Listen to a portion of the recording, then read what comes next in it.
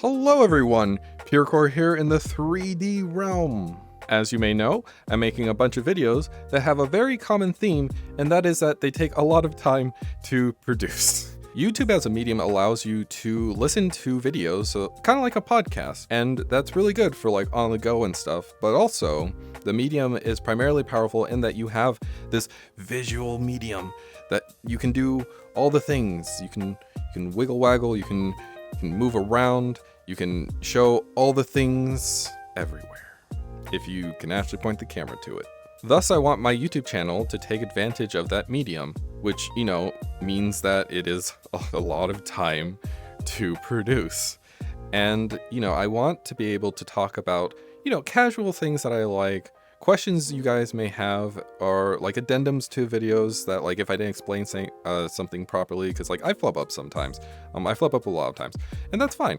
Because then I can have these, and I think that's gonna be a really useful thing to have. If you look at my YouTube channel and when I started, you'll see that like I wanted to start my channel a long time ago, but the thing that has stopped me is my perfectionism for this. It's a lesson I've actually learned to move past in my art, because like it's the little happy mistakes that makes things better. But for videos, I've been still very particular because YouTube is basically my entertainment. Like if you see the stats of my YouTube channel and how much I watch, it's gonna be a lot. I'm sure that like in the percentage of people who watch YouTube, I'm very high up there. So my standards for like what I want to be great for YouTube means that like I overanalyze stuff, and that is not good, not great. It's actually quite bad. So this is going to just be a video space where I can just talk casually, where I can flub up, where I can repeat myself, where I can do whatever. Well, I'll still like, of course edit and stuff, which you can clearly see because I'm bouncing around everywhere. And so I still have thought of like what I want to do here, but I do want it to be just something easier that I can get out and be like, hey, this furry thing happened and I want to talk about this, or like, hey, this world event happened and I would like to bring notice to it, and just stuff like that. I want to have that avenue. Otherwise, I'm going to become one of those like video essayists who doesn't release a video for like 6 months, and like I don't want to do that. And also like, educational videos for like how to draw and stuff will take time because I need to actually draw out things, and so it's just there's a lot of work. And I want my YouTube channel to not just be a bunch of big video work. Thus, with this new casual start, I thought it'd be fun to start off with how I got into the fandom. I actually talked about this a long time ago, but I think that it'd be nice to actually have it in its own video that starts off with, starting this. Why did I get into the furry fandom? Early in the 90s, I came into existence. Thus, midway through the 90s was when I actually was conscious to like recognize what's going on. So one of the things that I really liked to watch as like a little kid was things like Bear in the Big Blue House and Barney and stuff. And I was really always fascinated in anthropomorphic creatures. Like it was just a cool thing to see a bear with a house. And so that idea kind of traveled out through the rest of my life, where like I would keep like liking shows or games that had it. Like one of my favorite games was Spyro, because it like had a dragon and it had good gameplay, but also it was a dragon. And of course I liked all the normal things like Pokemon, The Lion King, Sly, Ratchet and Clank, even Daxter from Jak and Daxter, and just, all that stuff. I kept liking all these anthropomorphic things. Like I dreamed of being an anthropomorphic creature at some point, and by some point I mean at all points, because it was just a really cool idea to like, have a different form and to, have like floppy ears and horns, and maybe be a bear, maybe be a raccoon, maybe be many things. That really interests me, and I really love that in stories, and I love that in artwork, and just everything. It was a big thing. Of course, eventually I got access to the internet, and that allowed me into a whole sleuth of information about anthropomorphic creatures, because, it's the internet. You find everything on the internet, good and bad, good, all the things. So around the age of 13, I was watching a lot of things with anthropomorphic creatures, playing games with anthropomorphic creatures, reading books with anthropomorphic creatures. Weirdly, I did not read Animorphs. Like, I was dyslexic as a kid, so like reading wasn't the biggest priority of mine because I hated talking because English is kind of bad. And thus the visual mediums attracted me more often than not. So once I got access to the internet, like I didn't know what a furry was. Like even the idea of like anthropomorphism wasn't a thing that like was in my head. It was just like, oh, cool character. I like that character. Eventually, I found a picture, just kind of like randomly browsing, and I cannot find this picture. I would love to, but I cannot find it. And it was basically this blue fox that was just like standing there, like this, I guess. They're more casual, you know, they were standing. That's the point. Then there was a pink fox that was like sitting on the ground and just like relaxing. And this was a completely safe for work picture. Stop, get your mind out of the gutter, you people. It was not safe for work. And I really needed to see that because as a kid, I knew that people made things. Like I drew things. I'm like, you know, everyone makes things when they're a kid, but like the idea of like other people making like such polished works was just something that like didn't really get into my head. Like I knew that people did it, but I didn't feel that people did it. So this picture was like well drawn. It was really good, but also it had enough flaws in it to where like it clicked into my brain of like, oh, people made this? Also, you can make it yourself because you're also a person. And so I searched out into the internet and I found nothing because I was a dumb 13-year-old who did not have access to the internet prior to that point and did not even get to touch a computer because, you know, I got some access to computers, but like I downloaded RuneScape one time, got a virus. It's a whole story that is for another time.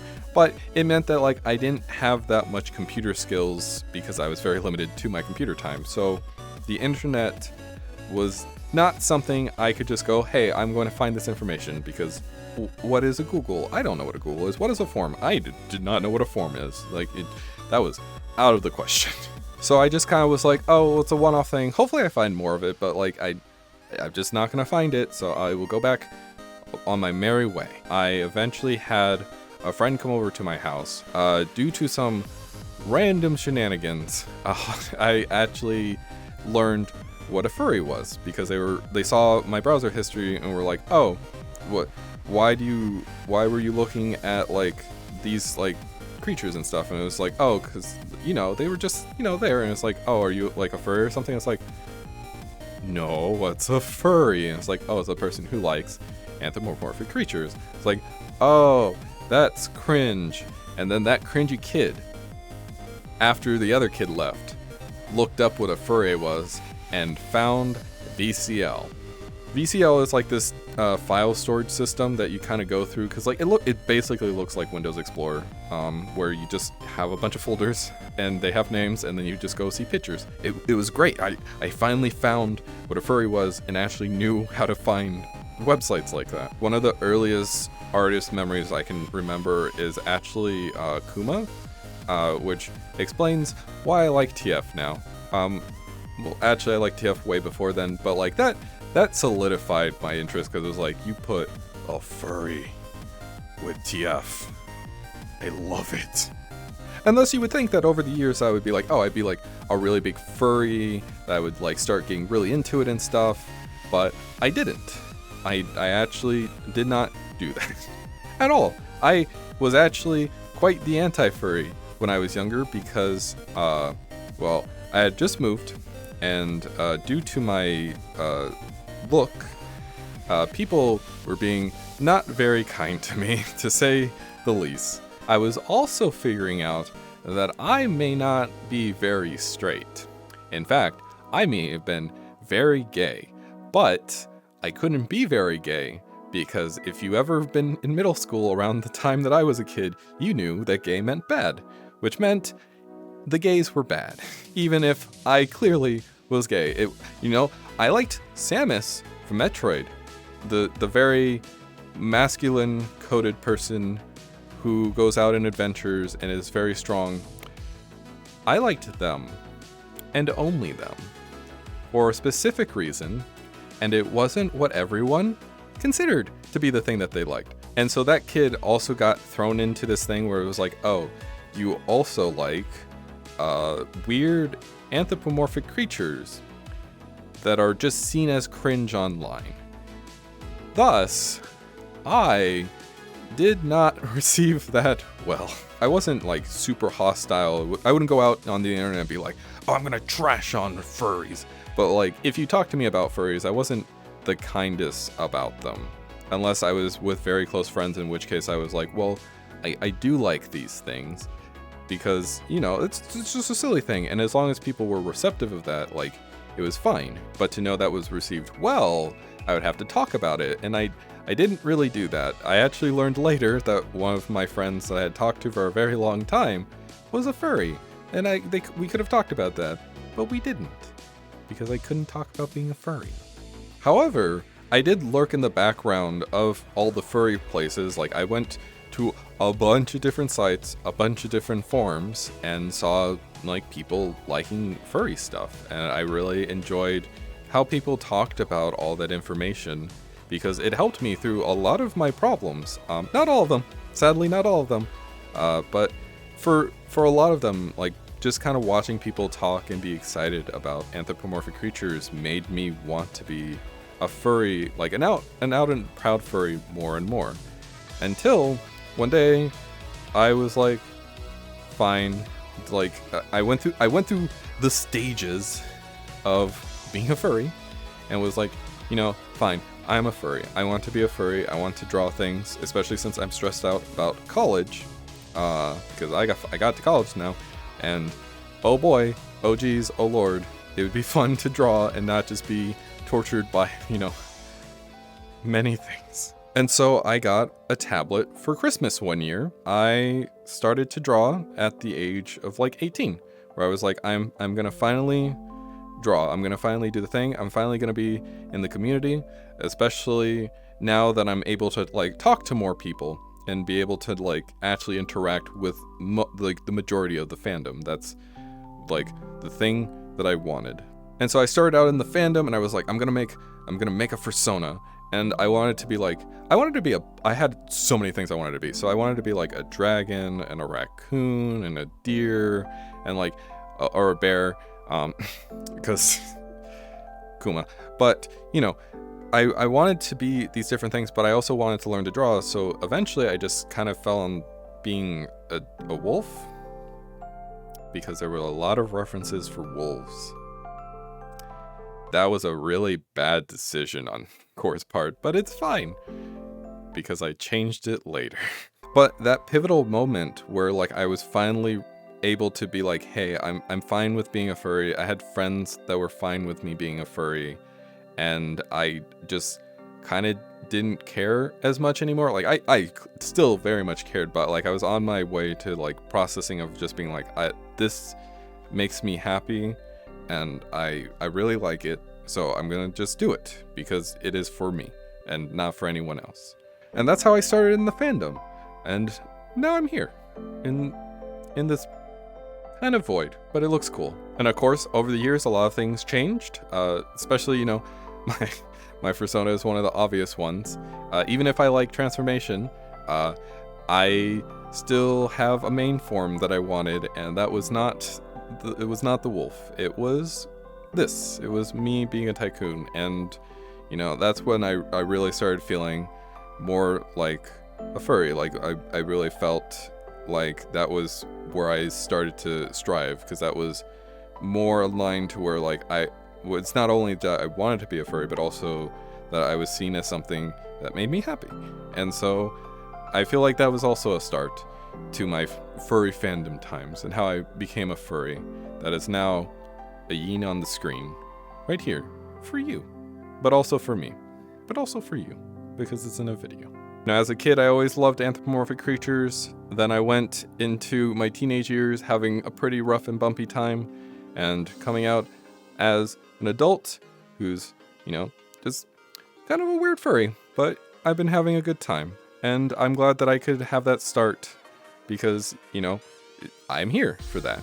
And that it makes it great. Of course, now this channel that I'm actually finally starting, that is actually properly starting, now we can have more adventures and have more tales. But, I've been around for a while, so if you have questions that you'd like me to answer for future videos, put them in the comments below, because then I can talk about things that you like, but also I'll just talk about things that I like, because there is an endless amount of things to talk about, which again is why I'm making these videos, these much smaller videos that are not as highly produced, so I can actually get them out and be like, hey, I like this thing, or I dislike this thing, or I'm neutral about this thing, and it's possibilities. If you'd like to see more of those, then also subscribe, because then if you comment below a question, but you don't see the video, then you don't get your question answered, and that seems kind of silly. Like the video if you liked it, or dislike it if you think furries are bad. I used to do that too, I understand. Just remember, everyone becomes a furry one day. If you like my work a lot or want to see my journey continue, then support me at patreon.com/peercore, where I will post artworks there a little bit earlier sometimes, depending on what's the happenings. I'll post videos early as well, so then you can be like, oh yeah, I knew what Koor would say, because I watched it beforehand. I pre-watched it. You can do that for $1. Yeah. Seriously though, thank you everyone again for watching. I really hope you had an enjoyable time. I certainly had an enjoyable time making this, and I'm really excited about making these casual videos where, I can make a few mistakes, or I can talk about whatever I want, and that's really exciting for me. And so I really do think that this is a really good start to this series, and I'm really glad that you could be here to share that moment with me, because that makes it more special. So yeah, I hope you have a pure start to your day, and I'll see you next time, everyone.